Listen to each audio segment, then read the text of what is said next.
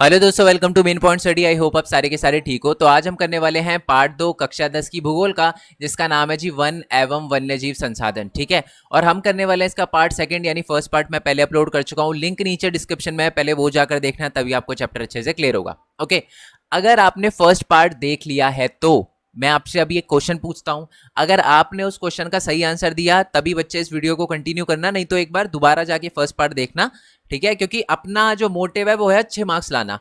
हमारा मोटिव सिर्फ chapter clear करना नहीं है, चैप्टर को इस तरीके से क्लियर करना है ताकि कोई भी क्वेश्चन आ जाए हम बहुत प्यार से कर पाए। तो इसलिए बच्चे, जवाब अगर आपको नहीं आता है तो ईमानदारी से पहले फर्स्ट पार्ट जाकर देख कर आना। ऑल दो क्वेश्चन बहुत ईजी पूछूंगा।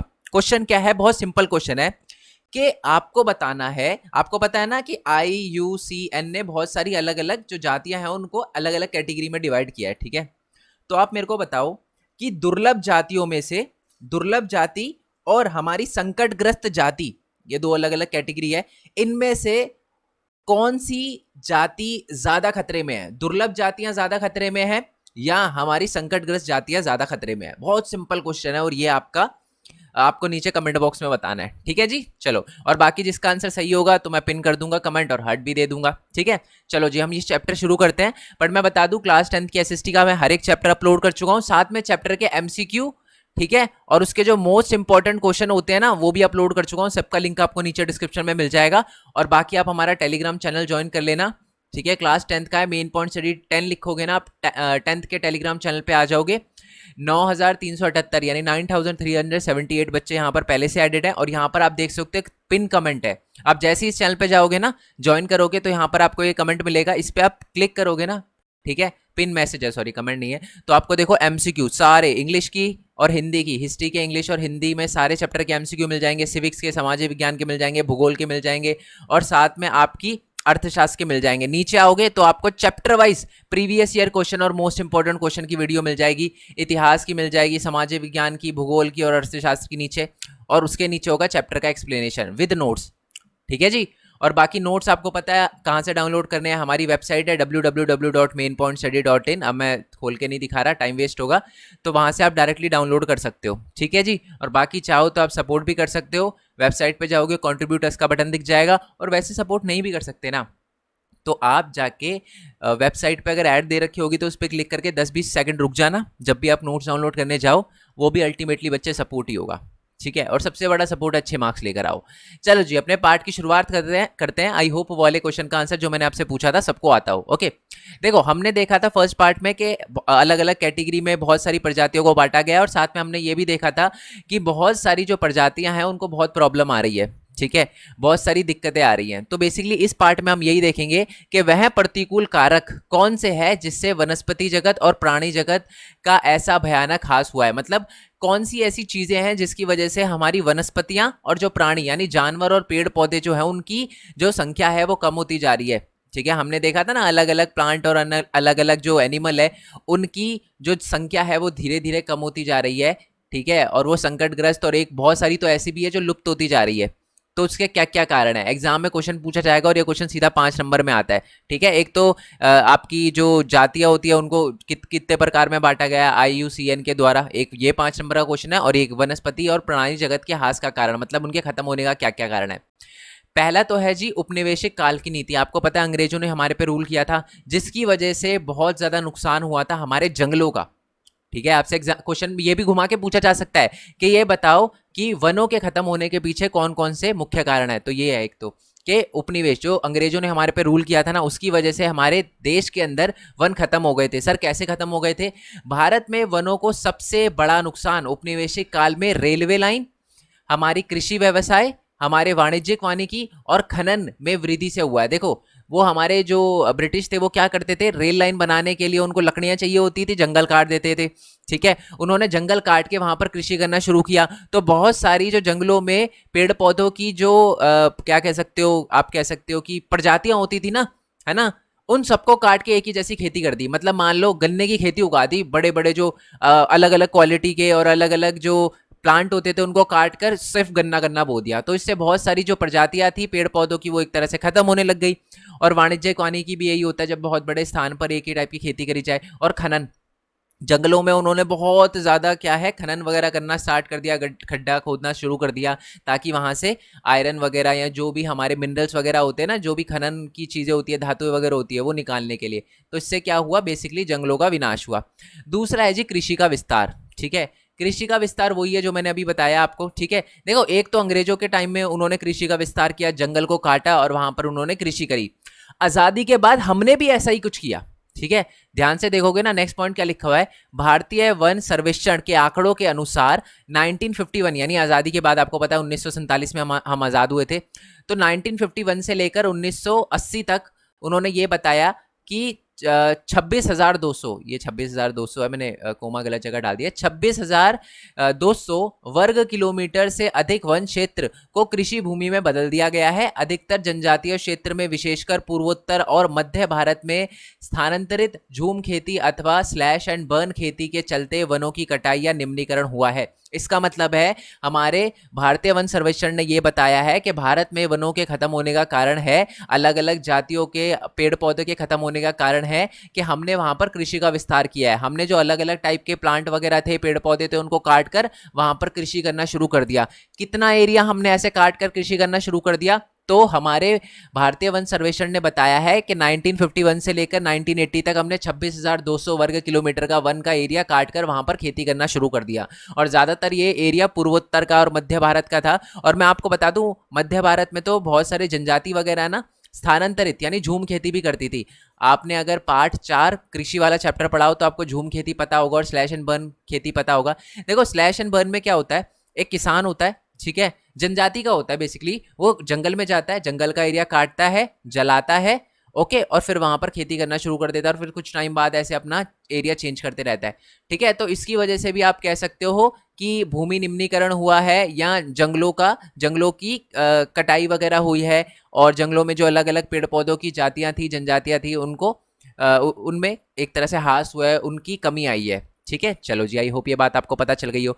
तीसरा कारण क्या है सर, तीसरा कारण है जी संवर्धन रोपण, वृक्षारोपण। अब वृक्षारोपण का क्या मतलब होता है, ये अभी ऊपर हमने इसका पॉइंट पढ़ा था, ये उपनिवेशिक काल वाला ही, उससे ही रिलेटेड है, ये वाला पॉइंट से ही रिलेटेड है ये। ठीक है, हमारा संवर्धन वृक्षारोपण, इसमें क्या होता है कि जो व्यवसायिक महत्व में से किसी एक प्रजाति के पादपों यानी पेड़ पौधों का वृक्षारोपण किया जाता है, तो इसे संवर्धन वृक्षारोपण कहते हैं। भारत के कई भागों में संवर्धन वृक्षारोपण किया गया है ताकि कुछ प्रजातियों को बढ़ावा दिया जा सके, इससे अन्य प्रजातियां को का उन्मूलन हुआ है। ठीक है, का कर लेना, का उन्मूलन हुआ। इसका क्या मतलब हो गया, इसका मतलब ये हो गया है हमारे भारत में, और ये ज्यादातर अंग्रेजों ने किया था। पता है क्यों किया था अंग्रेजों ने, अंग्रेजों को बनानी थी शिप बनानी थी, है ना, जहाज बनाने थे उन्हें पानी के, और साथ में उन्होंने रेलवे लाइन बिछानी थी। तो उन्होंने सिर्फ उन ही पेड़ पौधों को उगाया जिससे रेलवे लाइन बनाई, जैसे साल के पेड़ है ना, ओक के पेड़, ये पेड़ उन्होंने लगाए, बाकी सारे पेड़ जंगलों से काटना शुरू कर दिए। इसी की वजह से क्या हुआ, और इसी चीज को कहा जाता है संवर्धन वृक्षारोपण, जब एक ही टाइप के प्लांट को बहुत बड़े एरिया में उगाया जाता है। ठीक है, तो उसे ही हम कहते हैं संवर्धन वृक्षारोपण, और ये अंग्रेजों के टाइम में उन्होंने शुरू किया था। ऑल्दो हमने भी ऐसा ही कुछ किया बाद में, बट सबसे पहले ये चीज अंग्रेजों ने करी थी। और इसकी वजह से एक ही जो टाइप के प्लांट है या ट्रीज हैं, जैसे मैंने बताया ओक के ट्री, क्योंकि शिप और रेलवे बनाने में काम आते थे, तो वो तो उगे बहुत ज्यादा क्योंकि उन्होंने उगाए ब्रिटिशरों ने, बट बाकी जो अन्य प्रजातियां थी ना, वो खत्म होने लग गई। ठीक है, नेक्स्ट पॉइंट क्या है जिसकी वजह से जंगल खत्म हुए हैं, वो है जी विकास परियोजना। विकास परियोजना क्या है कि आजादी के बाद है ना, हमने बड़े पैमाने वाली जो कई विकास की परियोजना का को परिणाम दिया है। इसका मतलब बहुत बड़े बड़े जो हमने परियोजना बनाई है। अब सर कौन सी परियोजना, मैं आपको बताता हूं।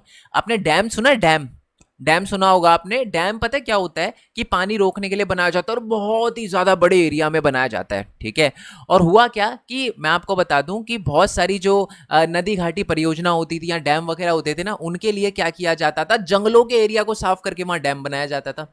ठीक है, तो यही बात लिखी हुई है कि जो बड़ी बड़ी परियोजना हमने आजादी के बाद चलाई थी, इससे जंगलों को भारी क्षति का सामना करना पड़ा है। 1952 से आज तक नदी घाटी परियोजना, यानी आप इसे हिंदी में डैम भी बोल सकते हो, एक ही बात है। चैप्टर नंबर 3 जब आएगा हमारा, तो उसमें नदी घाटी परियोजना ही है, वो डैम को ही कहते हैं नदी घाटी परियोजना। पता है ना आपको डैम, मैं आपको दिखा दूं क्या एक बार। ठीक है, एक बार आपको क्लियर हो जाएगा, ये होते हैं जी डैम। ठीक है, आई होप आपको दिख रहे हो, ये होते हैं डैम बेसिकली। तो ये देखो कितना बड़ा एरिया, अगर अब ये तो बहुत आगे से पिक्चर ली गई, अगर पीछे से दिखाए तो और भी ज़्यादा बड़ा एरिया होता है ये। तो इसकी वजह से क्या हुआ है, 5,000 वर्ग किलोमीटर से अधिक वनों का सफाया हो चुका है। आप सोच सकते हो कितना बड़ा एरिया है ना। और नेक्स्ट है जी खनन। खनन से भी कई क्षेत्रों में जैविक विविधता को भारी नुकसान पहुंचा है। उदाहरण के लिए पश्चिम बंगाल के बक्सा टाइगर रिजर्व में डोलोमाइट का खनन। मैं आपको बता दूं, ये पहले तो ये सुन लो आप, रिजर्व क्या होता है। रिजर्व बेसिकली एक टाइप का जंगल होता है जहां पर नॉर्मल लोगों को जाने की परमिशन नहीं होती, ये सारी की सारी चीजें होती है जो जानवरों के लिए रिजर्व होता है।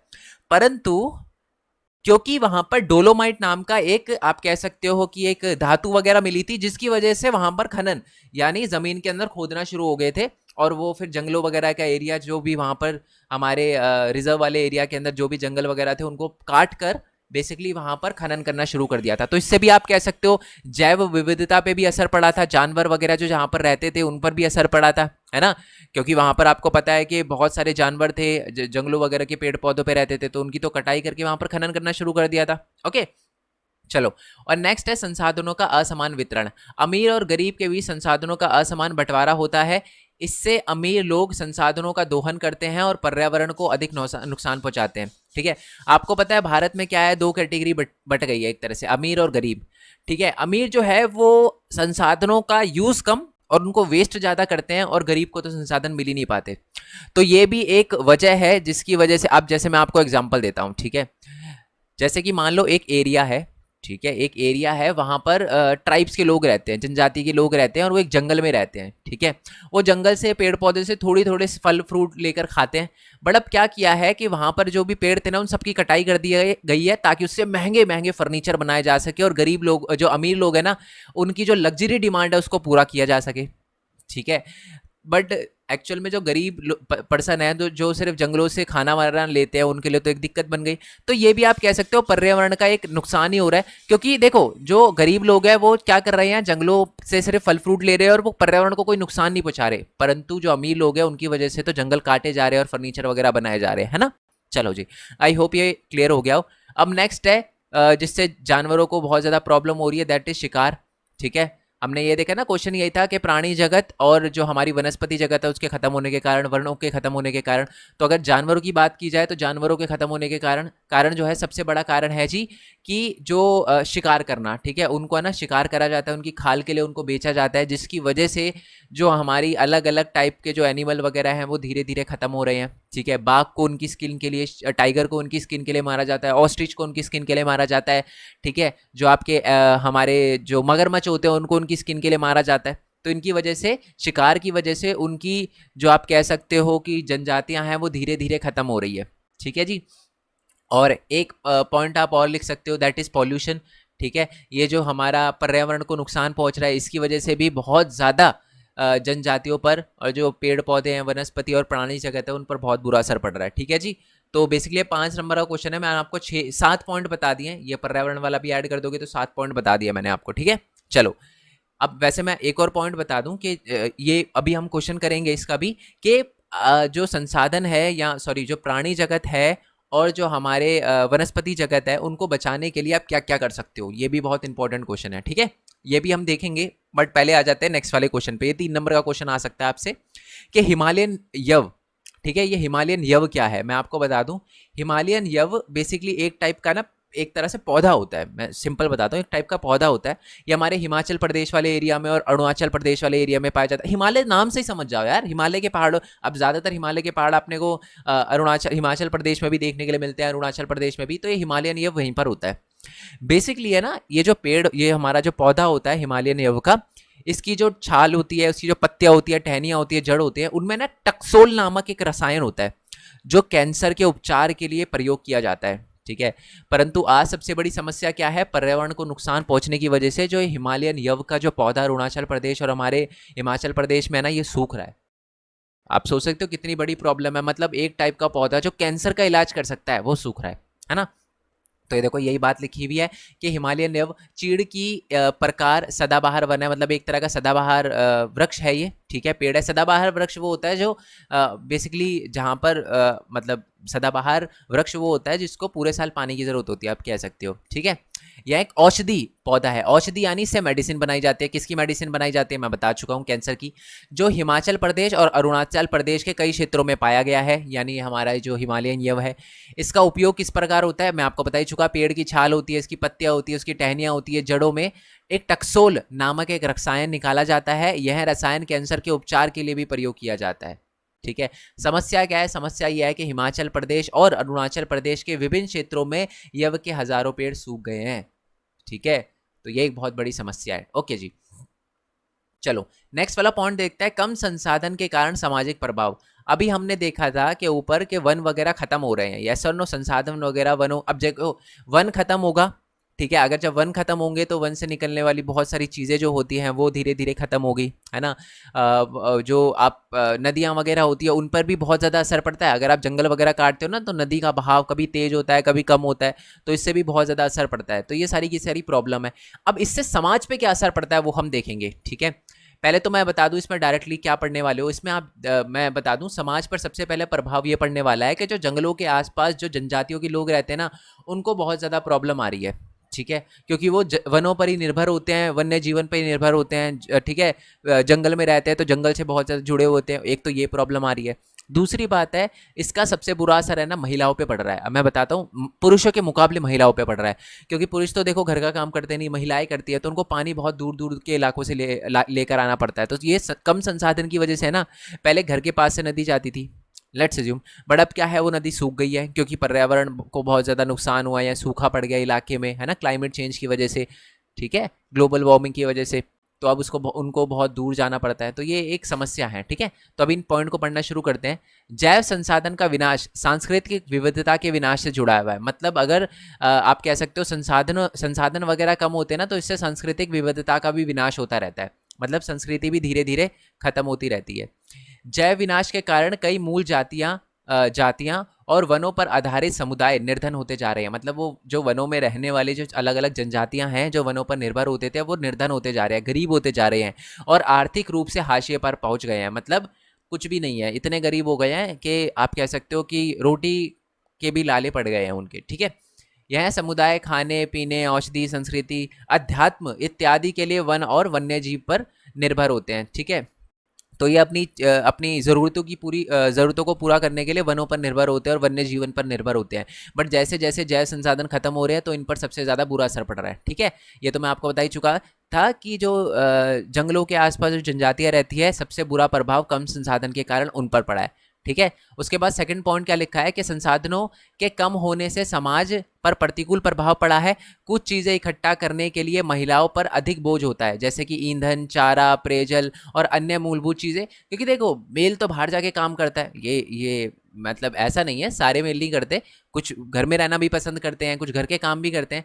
बट सबसे बड़ी प्रॉब्लम ये आ जाती है कि महिलाओं को ही घर की सारी चीज़ें संभालनी पड़ती है और इसलिए इनको बहुत ज़्यादा प्रॉब्लम आती है। क्योंकि अब इनको चीज़ इकट्ठा करने के लिए बहुत दूर दूर तक जाना पड़ता है, क्योंकि अधिक बोझ महिलाओं पे होता है ईंधन इकट्ठा करने के लिए। जैसे ईंधन का मतलब लकड़ी, है ना। ईंधन मतलब अब गाँव में तो ज़्यादातर लोग लकड़ी से आग वगैरह जलाते हैं, खाना वगैरह पकाते हैं। चारा हो गया, ये इकट्ठा करना। पेयजल यानी पानी, साफ पानी, आपने देखा होगा राजस्थान में बहुत दूर दूर के इलाकों से लाया जाता है ना। इन संसाधनों की कमी होने के कारण महिलाओं को अधिक काम करना पड़ता है। कुछ गाँव में पीने के पानी लाने के लिए महिलाओं को कई किलोमीटर पैदल चलकर जाना पड़ता है। ठीक है जी, आई होप ये बात आपको पता चल गई हो कि बहुत ज़्यादा प्रॉब्लम आती है। और लास्ट चीज़, जो संसाधन कम हो रहे हैं ना, तो उनसे सबसे बड़ी प्रॉब्लम क्या आ रही है, वनोन्मूलन। ठीक है। इसका मतलब वो ना, जो पेड़ों की कटाई हो रही है, जंगलों की कटाई हो रही है, इससे बाढ़, इससे सूखा, ऐसी प्राकृतिक जो विपदाएं हैं वो बढ़ती जा रही है और गरीबों को काफ़ी कष्ट हो रहा है। ठीक है। आज जैसे कि मैं आपको एग्जांपल देता हूँ, हमारे देश के अंदर तो बाढ़ आती रहती है, सूखा भी पड़ता रहता है। इसका एक कारण माना जाता है कि जो वनों की कटाई हो रही है ना, उसको भी एक बहुत महत्वपूर्ण कारण माना जाता है। ठीक है जी, आई होप ये बात आपको पता चल गई हो। तो समाज पे बहुत बुरा असर पड़ता है। जनजाति जो वहाँ पर रहती है, महिलाएं जो संसाधन वगैरह इकट्ठा करती है, ईंधन वगैरह, चारा वगैरह लाती है, उन पर बोझ बढ़ा है और साथ में इससे प्राकृतिक विपदाएं भी बढ़ी है। ठीक है। जिससे अल्टीमेटली हमारे किसको उनको नुकसान हुआ है, गरीब लोगों को नुकसान हुआ है। ठीक है। अमीरों को तो कोई परेशानी नहीं होती, है ना। चलो चलो नेक्स्ट वाले टॉपिक को करते हैं, दैट इज भारतीय वन्य संरक्षण अधिनियम। अब ये ना जब फर्स्ट पार्ट हम पढ़ रहे थे तो मैंने आपको बताया था जो अलग अलग जानवरों की जातियां हैं ना उनको 6 अलग अलग कैटेगरी में बांटा गया है, ठीक है। और उसमें से हमने बहुत सारी ऐसी जातियां भी देखी थी जो संकटग्रस्त है। संकटग्रस्त कौन सी होती है? बेसिकली वो होती है जो बिल्कुल लुप्त होने के कगार पे, जो खत्म होने के कगार पे है। अब क्वेश्चन ये आता है कि सर जी जब हमको पता है कि जब इतना नुकसान हो रहा है, जानवरों की प्रजातियां खत्म हो रही है, तो हम क्या कुछ कर रहे हैं? सरकार कुछ कर रही है? द आंसर इज यस, सरकार ने कुछ कदम उठाए हैं और उसी कदम के बारे में हम पढ़ने वाले हैं। और एग्जाम में ये वाला क्वेश्चन भी आ सकता है आपको कि भारतीय वन्य जीवन संरक्षण अधिनियम 1972, ठीक है, ये एक एक्ट है, ठीक है, वाइल्ड लाइफ एक्ट है, Indian wild life conservation act है, ठीक है, जिसको भारतीय वन्य जीवन संरक्षण अधिनियम कहा जाता है। 1972 में आया था ये, इसलिए 1972 लगाया जाता है। कभी भी आप देखोगे ना कोई भी एक्ट होता है ना, एक्ट ऑफ 1956 ऐसे, तो बेसिकली आगे है ना साल भी लगाया जाता है कि किस साल में आया था, ठीक है। चलो अब आगे पढ़ते हैं। 1960 और 1970 के दशक में पर्यावरणीय संरक्षणों ने वन्य जीवन की रक्षा के लिए नए कानून की मांग करी। उन्होंने सरकार से बोला कि जी इतने पेड़ जानवर वगैरह मर रहे हैं, पेड़ पौधों की जातियां खत्म हो रही है, कुछ करोगे नहीं करोगे? तो उनकी मांगों को मानते हुए सरकार ने भारतीय वन्य संरक्षण आएगा यहाँ पर, ठीक है, संरक्षण अधिनियम 1972 को लागू किया। इसका उद्देश्य क्या था जी? इसका उद्देश्य था इस अधिनियम के तहत संरक्षित प्रजातियों की एक अखिल भारतीय सूची तैयार की गई। मतलब जो जो जातियां खत्म हो रही है ना उनकी सूची बनाई गई कि जी इनको है ना अब प्रोटेक्शन देना है। और अगर कोई पकड़ा गया, ठीक है, मतलब कोई मान लो कोई पेड़ की जातियां हैं, पेड़ पौधे हैं, अगर वो जो हैं वो हमारे संरक्षित प्रजातियों की सूची के अंदर आते हैं और कोई उसकी स्मगलिंग कर रहा है तो इसको पकड़ के जेल में डाल देंगे, ठीक है। अगर कोई जो हमारी संकटग्रस्त जातियां हैं एनिमल की, उनको पकड़ रहा है, उनको मार रहा है, हंटिंग कर रहा है, तो उसको पकड़ के जेल में डाल दिया जाएगा। तो इसलिए सूचियां बनाई गई सबसे पहले कि किसको रखा जाए, अखिल जो है वो संरक्षित प्रजातियों की सूची में किसको रखा जाए, तो सूचियां तैयार की गई। दूसरा, बची हुई संकटग्रस्त प्रजातियों को शिकार पर पाबंदी लगा दी गई, ठीक है, मतलब जो भी हमारी संकटग्रस्त प्रजातियां थी उनके शिकार पर बिल्कुल रोक लगा दी गई। वन्य जीवन में व्यापार पर रोक लगा दी गई, मतलब बेसिकली जो जंगलों में जो आप कह सकते हो कि व्यवसाय होता है, पेड़ों की कटाई होती है, इनलीगल, लीगल तो होती है बट जो इनलीगल होती है उस पर रोक लगा दी गई, ठीक है, ठीक है। और जो तस्करी वगैरह होती है अलग अलग पेड़ों की, जैसे चंदन की तस्करी होती है, तो उसको रोक लगाई गई बेसिकली। नेक्स्ट पॉइंट है कि वन्य जीवन के आवास को कानूनी सुरक्षा प्रदान की गई। यानी वन्य जीव जो होते हैं ना बेसिकली, जैसे कि मैं आपको समझाता हूँ, अलग अलग है ना, जैसे कि नेशनल पार्क, सिंपल बोलूँ तो नेशनल पार्क वगैरह वगैरह बनाए गए और वहाँ पर जो है जो बेसिकली एनिमल वगैरह है उनको राइट्स दिए गए। एनिमल वगैरह को राइट्स देने का मतलब यह है कि नॉर्मल लोग वहाँ पर जाकर एनिमल को नहीं मार सकते थे, वहाँ पर अपना घर नहीं बना सकते। तो ऐसी बहुत सारी जो जंगलों के या जो वन्य जीवन के आवास हैं उनको कानूनी सुरक्षा प्रदान की गई, ठीक है। बेसिकली फॉरेस्ट गार्ड लगाए गए ताकि कोई भी बंदा यहाँ पर घुसपैठ ना कर सके और जानवरों की लाइफ को दखल अंदाजी ना कर सके, ठीक है। नेक्स्ट पॉइंट है कि कई केंद्रीय व कई राज्य सरकारों ने राष्ट्रीय उद्यान और वन्यजीव पशु विहार स्थापित किए। यानी बहुत सारे केंद्र और राज्य सरकार ने नेशनल पार्क, राष्ट्रीय उद्यान यानी नेशनल पार्क, और पशु विहार यानी सेंचुरीज भी वही होता है जो प्लांट एनिमल की सेंचुरीज होती है ना, जहाँ प्लांट और एनिमल होते हैं, है ना, बर्ड्स होती है। जैसे हमारी एक आइलैंड है निकोबार के अंदर, कवराटी आइलैंड, वहाँ पर सेंचुरी है ना। तो अलग अलग सेंचुरी और जो नेशनल पार्क है वो स्थापित किए गए। ओके, नेक्स्ट आते हैं कि कुछ खास जानवरों की सुरक्षा के लिए तो जो प्रोजेक्ट वगैरह शुरू किए गए, जैसे सबसे ज़्यादा मशहूर है हमारा प्रोजेक्ट टाइगर। ये चलाया गया था 1972 में, 73 में। बात मैं आपको दिखा भी देता हूँ, ये लिखा हुआ है, ठीक है। तो 1973 में शुरू किया गया था। हमारे जो बेसिकली जो अधिकारी है उन्होंने ये देखा कि हमारी जो 20वीं शताब्दी के अंदर स्टार्टिंग में यानी 1901 में हमारे देश के अंदर बाघ यानी टाइगर की जो टोटल पॉपुलेशन थी ना वो 55,000 थी, बट एंड में जाकर 1973 में घटकर 1822 हो गई। अब इसी चीज़ को सही करने के लिए इनकी पॉपुलेशन को, ये पक्की बात है कि आपने सेव टाइगर, ठीक है, या सेव टाइगर वाले प्रोजेक्ट ज़रूर सुने होंगे। तो ये इसीलिए बनाए गए हैं ताकि इनकी जो पॉपुलेशन है वो बढ़ाई जा सके और कुछ इजाफा हुआ है, बहुत ज़्यादा तो मैं नहीं कहूँगा, ठीक है, पर हाँ कुछ इजाफा हुआ है, इससे अच्छी बात हुई है। और मैं आपको बता दूं, चलो एक मजे की बात बताता हूँ। भारत जिसको अब हम देखते हैं ना, हमारा जो भारत है, प्यारा भारत है, पूरी दुनिया में सिर्फ ये एक ऐसी कंट्री है जहां पर शेर भी पाए जाते हैं और बाघ भी पाए जाते हैं, बाघ यानी टाइगर भी पाए जाते हैं। जहां तक मेरे को नॉलेज है ये पूरी दुनिया में एक ही ऐसी कंट्री है, ठीक है। किसी देश में टाइगर पाए जाते हैं तो शेर नहीं पाए जाते, शेर पाए जाते हैं तो टाइगर नहीं पाए जाते, कहाँ कहीं कहीं पर तो व्हाइट टाइगर भी पाए जाते हैं। अगर आपको पता है ना कि व्हाइट टाइगर कहाँ पर पाए जाते हैं तो नीचे कमेंट बॉक्स में लिखना, ऑल दो ये आपके एग्जाम में आने वाला नहीं है, बट देखते हैं किसको थोड़ी अच्छी नॉलेज है, सर्च करके कर ही बता ही देना, मतलब पता रखना ये बात, ठीक है। तो बाकी जैसे मैं आपको बता चुका हूँ कि बहुत सारे आप कह सकते हो सेंचुरीज वगैरह बनाई गई है, जैसे ये देखो राजस्थान में भी सरिस्का सरिस्का वन्य जीव पशु विहार अभी है ना, इसके हम मैप भी देखेंगे, मैप के अंदर मैं आपको ये भी बताऊंगा कि कौन कौन सी सेंचुरीज जो हैं वो भारत के अलग अलग क्षेत्रों में है, ठीक है जी। और मैं आपको बता दूं 1980 से लेकर 1986 के तहत तो बहुत सारे जैसे एनिमल की बहुत सारी स्पीशीज़ की लिस्ट बनाई गई थी, वन्य जीवन वो उसमें था ना अधिनियम जो था।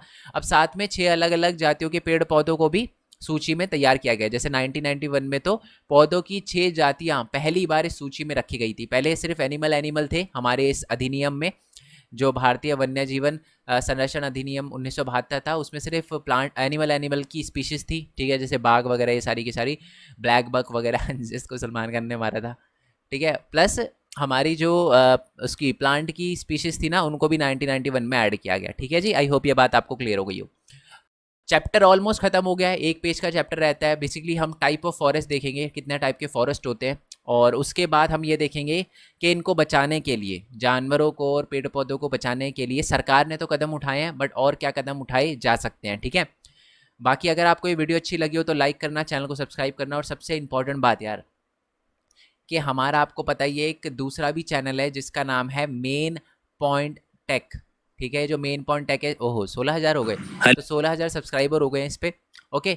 तो मैं आपको बता दूं कि यहाँ पर मैं ऐसी वीडियो अपलोड करता हूँ कि एक स्टूडेंट कैसे अर्न कर सकता है, पैसे कैसे कमा सकता है ऑनलाइन। बहुत सारे बच्चे बोलते हैं सर हम आपको सपोर्ट तो करना चाहते हैं, बट हमें ये नहीं पता कि हम ऑनलाइन अर्न कैसे करें, क्योंकि जब तक हमारे पास पैसे नहीं आएंगे तब तक हम क्या करें।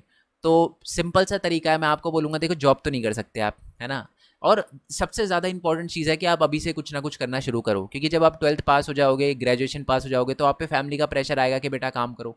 तो इसलिए ये चीज़ मैं आपको बोल रहा हूँ। और देखो आपको क्या करना है कि बेसिकली जैसे इसमें मैंने बता रखा है वेबसाइट कैसे बना सकते हो, वेबसाइट को मोनेटाइज कैसे कर सकते हो। देखो मैंने ये भी बताया कि वेबसाइट से कितनी अर्निंग होती है, ऊपर की साइड ये देखो वेबसाइट से कितनी अर्निंग होती है, ये भी मैंने बता रखा है। और साथ ही में आप देखोगे तो मैंने ये भी बता रखा है कि आप फ़ोन से एनिमेशन वीडियो कैसे बना सकते हो, दिख रही होगी आपकी वीडियो। आप लैपटॉप से एनिमेशन वीडियो कैसे बना सकते हो, ये भी मैंने बताया, ठीक है। आप अपने नोट्स से कैसे अर्न कर सकते हो, यहाँ पर आपको दिख रहा होगा earn money from notes, notes से कैसे अर्न कर सकते हो, ठीक है। दूसरे की वीडियो यूट्यूब पर कॉपी करके कैसे अर्न कर सकते हो, ये सारी की सारी चीज़ें मैंने बताई है। तो इस चैनल को सब्सक्राइब कर लेना, और बाकी सब्सक्राइब क्या, वीडियो का फ़ायदा उठाओ, सब्सक्राइब करो ना करो। और बाकी हमारा व्लॉगिंग चैनल है, ठीक है। ये वीडियो बना रखी है, नैनीताल ट्रिप पे गए थे हम, कमल वगैरह दीश और मैं पीयूष गए थे, तो ये वीडियो देखकर बताना कैसी बनी है, ठीक है। ऑल तो मैंने ट्राई किया थोड़ी अच्छी बनाऊँ, और अभी मैं इस पर वीडियो इसलिए नहीं डाल रहा क्योंकि बच्चे बोलेंगे कि सर आप पढ़ा लो, वही इंपॉर्टेंट है। क्योंकि एक बच्चे का कमेंट भी आया था इस पर, ठीक है, कि सर ट्रिप हो गई हो तो पढ़ा लो मैंने कहा ठीक है यार, ठीक है। चलो, और बाकी छोटा सा रह गया, जैसे मैंने बोला ये 2 पेज रह गए हैं, ठीक है। सिर्फ ये वाले, ये तो इतनी बड़ी, ये तो पूरा पिक्चर से ही भर रखा है। तो सिर्फ ये है कि वन कितने प्रकार के होते हैं, इन वन्य जीवन को कैसे संरक्षण किया जा सकता है, बस ये वाला क्वेश्चन है, ठीक है।